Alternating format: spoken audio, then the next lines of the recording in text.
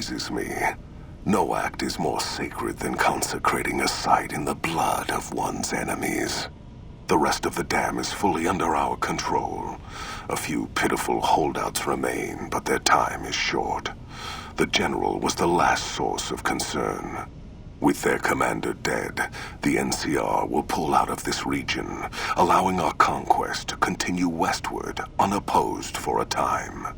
The Legion will swell with the number of slaves we will claim from this place, and the tribute we gather will fund further campaigns. Perhaps in time I will be granted the honor of conquering the land known as California. But for now we rest. Know that your efforts are appreciated and will not go unrewarded, but we can speak of that later. For now, come. We must see to the burning of the dead. And so the courier who had cheated death in the cemetery outside Good Springs cheated death once again, and the Mojave wasteland was forever changed. Caesar entered the Strip as though it was his triumph. The Legion pushed the NCR out of New Vegas entirely, driving them back to the Mojave outpost. The Legion occupied all major locations, enslaving much of the population and peacefully lording over the rest. Under the Legion's banner, civilization, unforgiving as it was, finally came to the Mojave wasteland. The courier, a mercenary at heart, helped the Legion achieve victory at Hoover Dam. Caesar honored him with a golden coin, minted in celebration of his contributions and distributed throughout the wasteland. Tabitha and Rhonda went east, through Caesar's land. Occasionally, tales of their exploits found their way back west, though few believed them. Eventually, the stories concerning the duo were collected and published, and proved to be quite popular with children. Still grappling with self-doubt over his usefulness in the face of old age, Raul was never able to find peace with himself. Eventually, he left the Mojave and assumed a new name, as he had done so many times before.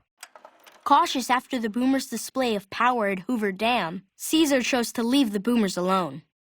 The Boomers remained isolated, but have been seen flying over the Mojave Desert from time to time. Buried beneath tons of rubble, the Mojave chapter of the Brotherhood of Steel was no more. Those few who were outside the Hidden Valley bunker when it was destroyed settled into new lives, or headed west to find a new chapter to join. Though she'd seen the writing on the wall, the destruction of the Mojave Brotherhood came far more suddenly than Veronica had expected. The news devastated her. Despite her best efforts to leave her past behind, she found herself compelled to make one final journey to Hidden Valley. There, she paid her last respects to the only family she had ever known. The Fiends attacked Camp McCarran during the Second Battle of Hoover Dam and suffered heavy losses. Caesar, unimpressed with their performance and their dependence on chems, had them exterminated.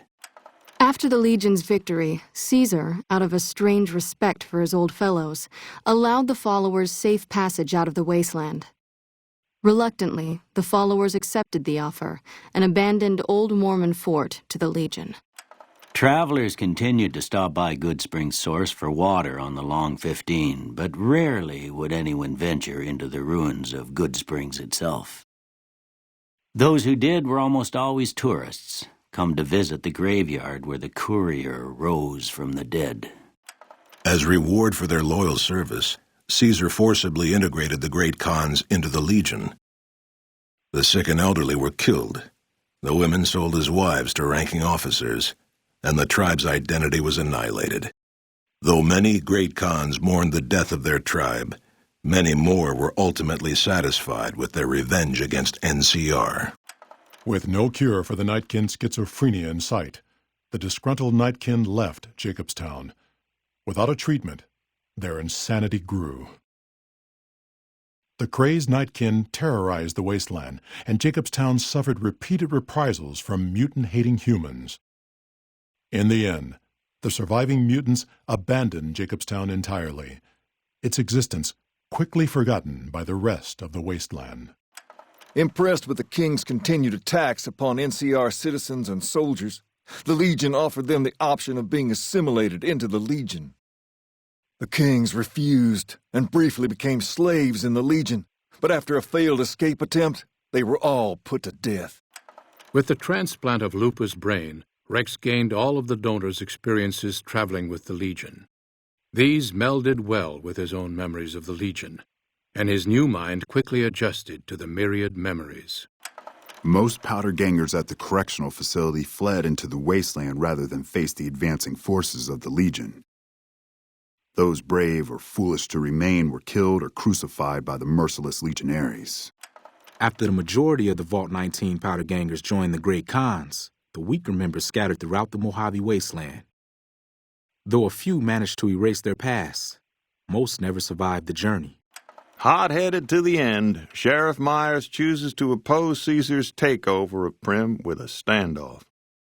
Though the citizens take out a few legionaries, the town quickly falls to Caesar, its citizens utterly wiped out.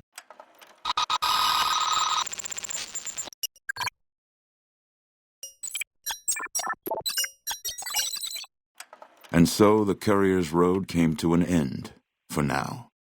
In the new world of the Mojave wasteland, fighting continued, blood was spilled, and many lived and died just as they had in the old world. Because war never changes.